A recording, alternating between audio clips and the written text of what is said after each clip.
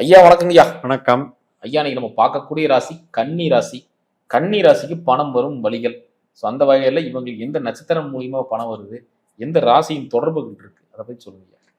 கன்னி ராசிக்கு பணம் கொடுப்பவர் ராகுவும் குருவும். ம். இந்த ராகுவும் குருவினுடைய நட்சத்திரங்கள் வந்து ஒவ்வொரு கிரகத்துக்கும் 3 நட்சத்திரங்கள். ம். அப்படி பார்க்கும்போது திருவாதிரை, சுவாதி, சதயம், ம். புனர்பூசம், விசாகம், புரட்டாதி. இந்த 9 நட்சத்திரங்களை இவங்க வந்து தாராளமா பயன்படுத்தலாம். 6 நட்சத்திரங்கள். ம். செவ்வாயினுடைய நட்சத்திரம் 3 எடுத்துக்கலாம். ம். சித்திரை, அவிட்டம், மிருகசீரிஷம். இந்த 9 நட்சத்திரங்கள் பணம் தரக்கூடியது கன்னிக்கு. இப்ப இந்த நட்சத்திரங்களுடைய அதிபதிகள் ம். மறையாம இருக்கணும்.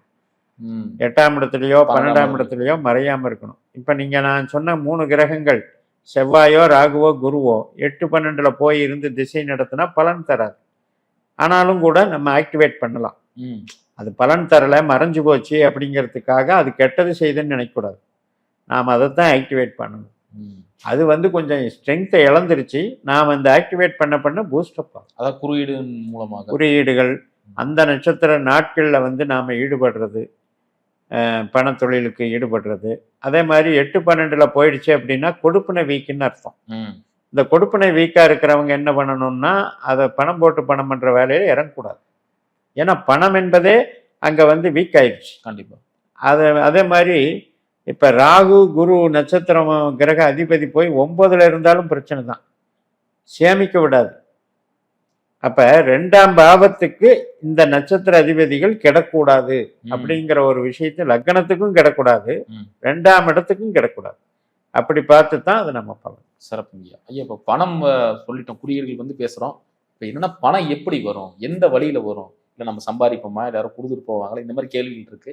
அதை பத்தி சொல்லுங்க. நான் சொன்ன இந்த 9 நட்சத்திரத்துல எந்தெந்த கிரகம் இருக்கோ அந்த கிரகம் வழியாவே பணம் வரும். இப்ப சூரியன் இருந்தா அப்பா, சந்திரன்னா அம்மா, செவ்வாய்னா சகோதரன், இப்படியே கூட புதன் இருந்தா மாமா, நம்ம படிச்ச படிப்பு, நம்மளுடைய வித்தை, எவ்வளவு பேர் வந்து கலைத்திறமைகளால பணம் சம்பாதிக்கிறாங்க. அதெல்லாம் வந்து புதன் வந்து 2ஓட தொடர்பு கொள்ளுது. அதே மாதிரி குரு இருந்தா ஒரு பெரிய ஒரு ஆசான் மூலமாக, நமக்கு ஒரு பெரிய மனிதர்கள் மூலமாக, ஒரு பேங்கர் மூலமாக நமக்கு வந்து டெவலப் ஆகுது. சனி இருந்தால் நமக்கு உழைப்பாளிகள் மூலமாகவே டெவலப் ஆகுது. நம்மளுக்கு சர்வீஸ் பண்ணுறவங்களாலேயே நமக்கு அது டெவலப் ஆகும். இது கிரகம் சார்ந்து எடுக்கணும். பாவம் சார்ந்து எடுக்கும்போது இப்போ நீங்கள் 10ஆம் இடம் வந்து 2ஆம் இடத்தோட தொடர்பு கொண்டால் தொழிலில் சம்பாதிக்கலாம். அதே 5ஆம் இடம் 2ஆம் இடத்தோட தொடர்பு கொண்டால் கலைஞனாகவே சம்பாதிக்கலாம். மூளை உழைப்பு கமிஷன் மூலமாகவே சம்பாதிக்கலாம். 9ஆம் இடம் 2ஆம் இடம் தொடர்புன்னா போதனை மார்க்கத்திலே சம்பாதிக்கலாம். வெளிநாட்டு பணமும் வரும். அதுபோக 8ஆம் இடம் 2ஆம் இடத்தோட தொடர்புண்டா இன்கம், அதர் இன்கம்னு எடுத்துக்கணும். அதாவது வந்து உழைக்காமையே வர்ற பணம். அது ஓப்பனாக சொல்லணும்னா சீட்டிங் பணம்னே சொல்லலாம். அது வந்து சம்பளம் அல்லாமல் வாங்கக்கூடிய பணம். 8ஆம் பாவம் 2ஆம் பாவத்தோட தொடர்பு கொள்ளும் போது, 4ஆம் பாவம் 2ஆம் பாவத்தோடு தொடர்பு கொள்ளும் போதோ, 6ஆம் பாவம் 2ஆம் பாவத்தோடு தொடர்பு கொள்ளும் போதோ, இதெல்லாம் வந்து நம்ம உழைப்பின் மூலமாகவும், நம்ம உற்பத்தி சார்ந்த தொழில்கள் மூலமாகவும், வீட்டு வாடகையின் மூலமாகவும் பணம் வர்றது குறிக்குது. 12ஆம் பாவம் 2ஆம் பாவத்தோட தொடர்பு கொள்ளுனா புரட்டிக்கிட்டே இருப்பாங்க. இன்வெஸ்ட்மெண்ட், ரீஇன்வெஸ்ட்மெண்ட், இன்வெஸ்ட் பண்ணுறது, மறுபடியும் எடுத்து மறுபடியும் ரீஇன்வெஸ்ட்மெண்ட் பண்ணுறது, இப்படியே டெவலப் பண்ணுறது. இப்போ நிறைய பேர் பார்த்தீங்கன்னா நிறைய சீட்டு பிடிப்பாங்க. அந்த சீட்டு பணத்தை எல்லாம் மறுபடியும் சீட்டு விரிவாக்கிட்டே போவாங்க. ஸோ அது மாதிரியெல்லாம் இன்வெஸ்ட்மெண்ட் பண்ணுறது. இதில் வந்து 3ஆம் இடம் அப்படிங்கிறது மட்டும் நம்ம வந்து எப்படி எடுத்துக்கணும்னா, ஆவணங்கள் ரீதியாக இப்போ ரிஜிஸ்ட்ரேஷன் ஆஃபீஸ் எப்படிங்கிறது, அந்த வர்றவங்களுக்கு பத்திரப்பதிவு பண்ணி கூலி வாங்குது. அது மாதிரி நாம் ஆவணங்கள் மூலமாகவோ, கதாசிரியர், எழுத்து, மீடியா, இதன் மூலமாகவோ 3ஆம் இடம் மட்டும் மூளை உழைப்பின் மூலமாக பணம் வர்றது குறிக்கும். சிறப்புங்க. அப்போ யாருக்கு தான் பணம் தங்காதுங்க கையில்? எப்படி இந்த ராகுவும் குருவும் செவ்வாயும் சொன்னனோ, இந்த 3 கிரகங்கள் 8ஆம் இடமான மேசத்திலேயோ 12ஆம் இடமான சிம்மத்திலேயோ இருக்கிறவங்களுக்கு தான் பணம் தங்காது. அந்த தசாபுத்தி நடக்கும்போது ஏதோ ஒரு வழியில் வந்த பணமும் கூட லாக் ஆகிடும்.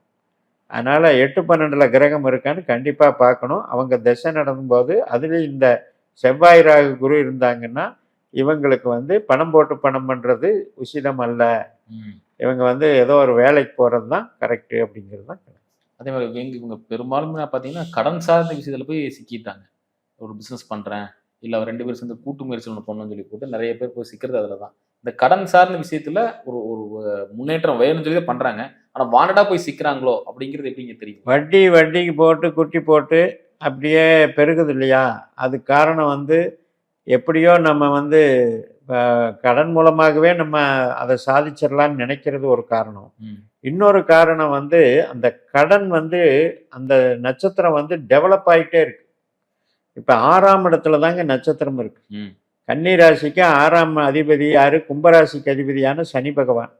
இந்த சனி போய் 8ல் இருந்தாருன்னா என்ன ஆகும்? நீச வீடுங்க, மேஷம். அப்போ அது கடன்னால இவர் துன்பத்தை அனுபவிக்க போறாருங்கிறது சனி காட்டுது. சரி, உள்ள இருக்கிற நட்சத்திரம் எடுத்துக்கோங்களேன். செவ்வாய் இருக்கு, ராகு இருக்கு, குரு இருக்கு. இந்த 3 கிரகங்களும் 8ல் இருந்து திசை நடத்தினாலும் அப்போ போய் இவங்க வாலண்டியராக கடன் வாங்கி அதை கட்ட முடியாம அதை கடனை வளர்த்துக்கிற வேலையாவே அது செஞ்சுக்கிட்டு இருக்கும். என்ன பண்ணாலும் ஏதோ ஒரு சோதனைகள் வந்து வந்து இவங்களை வந்து டிஸ்டர்ப் பண்ணிட்டு இந்த அடைச்சிடலான்னு பண்ணி இப்போ எப்படி ஒரு விவசாயிகள் வந்து விவசாய கடனை அடைக்க முடியாம வாங்க இப்போ உற்பத்தியில நம்பிக்கையின் மேல போறாங்க. ஆனா அந்த நம்பிக்கை வந்து விளைச்சலை கொடுத்தா தானே உண்டு. அது மாதிரி ஒரு தொழில் நடந்தா தானே உண்டு. அப்ப அந்த தொழில் நடக்காம பண்றது இந்த 8ஆம் இடம். 8ஆம் இடம் என்பது நஷ்டம். அப்ப கடன் மூலமாக நஷ்டம் என்கின்ற கொடுப்பினை இவங்களுக்கு வேலை செய்யுது. அதே மாதிரிதான் 12ஆம் இடம். இப்ப கன்னிக்கு 12ஆம் இடம் வந்து சிம்மராசி. சிம்மராசியில போய் இந்த கிரகங்கள் இருந்தாலும் கடன் மூலமாக விரயம் பண்ணி ஒரு நிறைய பேர் கேஸ் போட்டு ஜெயிலில் இப்போ தண்டனை அனுபவிக்கிறாங்கல்ல, பணம் கட்டலை அப்படின்ட்டு ஜெயிலில் அரெஸ்ட் பண்ண வைக்கிறாங்க. அதுக்கு காரணம் என்ன? 8-12 தொடர்பு தான். இவங்க கடந்த காலத்துல இருந்து போச்சாரம் வந்து சரியில்லை, அதனாலேயே நிறைய பிரச்சனைகள் வந்து சந்திச்சிட்டாங்க. கரெக்டான வேலை இல்லை, வேலைக்கு போனாலும் அவங்க அவ்வளோ பிரச்சனையாகுது. ஃபினான்ஸ் ரீதியாக கதை அதிகமாக பாதிக்கப்பட்டது கன்னி தான். அதனால இந்த கேள்வி. ஏன்னா இப்போ உங்களுக்கு பாருங்க, 9ல் குரு இருந்துன்னு எல்லாரும் புகழோட சொன்ன காலமே இவங்களுக்கு மைனஸ் தான். ஏன்னா 2ஆம் இடத்துக்கு 8ஆம் இடம் தான் 9ஆம் இடம். இப்போ 2ஆம் இடத்துக்கு 9ஆம் இடத்துல குரு வந்தார் இல்லையா? அப்போ வரும்போதும் அவர் 6ஆம் அதிபதியாக போனதுனால அவர் அந்த கடன்லேயே உழல சொல்லிட்டார். இப்போ வந்து குரு பயிற்சி ஆகி இப்போ லாபஸ்தானத்துக்கு வந்திருக்காரு. இப்போ குரு வந்து லாபஸ்தானத்துக்கு வந்திருக்காரு. ஆனாலும் கூட இந்த 2, 6, 10க்கு வந்து உழைச்சி டெவலப் பண்ணுறதுக்கு ஒரு வழிகாட்டு வேற ஒழிய அவர் கடனை அடைக்கிறதுக்கு உண்டான ஆப்பர்ச்சுனிட்டி கம்மி. அப்போ ஒரு ஜாதகத்தில் கன்னிக்கு மட்டும் குரு வந்து அவ்வளோ ஒரு பிரச்சனைக்குரியவராக மாறிடுறார். இது வந்து அவங்கவங்க திசாபுத்தியில் கண்டிப்பாக பார்த்துக்கணும். நேர் எதிராக பார்த்தீங்கன்னா உபய ராசியாவும் இருக்காரு, பாதகாதிபதினு சொல்லக்கூடிய கன்னிக்கு வந்து பாதகம். அப்போ இந்த குரு வந்து புதனுக்கு எதிரியும் கூட. ராசி அதிபதி புதனுக்கும் குருவுக்கும் ஆகாது. அப்போ வக்கீலும் ஜட்ஜும் மாதிரி. அப்போ வந்து என்ன பண்ணணும்? நம்ம தான் அடங்கி போகணும். அப்போ இவங்கெல்லாம் வந்து பொதுவாக நீங்கள் சொன்ன மாதிரி உபயராசி வந்து ரொம்ப கட்டங்கள் நல்லா இருந்தால் மட்டும்தான் ஓனராக போகணும், இல்லைன்னா ஓனராகவே போகக்கூடாது. இந்த காலகட்டத்தில் இவங்களுக்கு பணம் சேரும். 2ஆம் இடத்துல இருக்கிற கிரகங்கள், 6ஆம் இடத்துல இருக்கிற கிரகங்கள், 10ஆம் இடத்துல இருக்கிற கிரகங்கள் திசை புத்தி நடத்தினாலும் இவங்களுக்கு அந்த டைம் பணம் வந்துடும். இந்த கிரகங்களான நான் சொன்ன செவ்வாய், ராகு, குரு இவங்களுடைய திசைகளும் கெட்டு போகாமல் இருந்தால், 8-12 கெட்டு போகாமல் இருந்தால் இந்த திசைகளும் கண்டிப்பாக பணம் கொடுக்கும். இப்போ எது வந்து நமக்கு நெகட்டிவாக இருக்குன்னு பார்த்தீங்கன்னா, கேதுவும் சுக்கிரனும் தான் ரொம்ப ரொம்ப நெகட்டிவ். அப்போ கன்னிக்கு வந்து கேது திசை சுக்கிர திசை தான் ப்ராப்ளம். அதுதான் பணத்துக்கு வந்து சேர்க்க முடியாமல் பண்ணுற கிரகம்னா அதுதான். சிறப்புங்க, அற்புதம் சொன்னீங்க. மீண்டும் அடுத்த காலையில் சந்திக்கலாம். நன்றிங்கய்யா.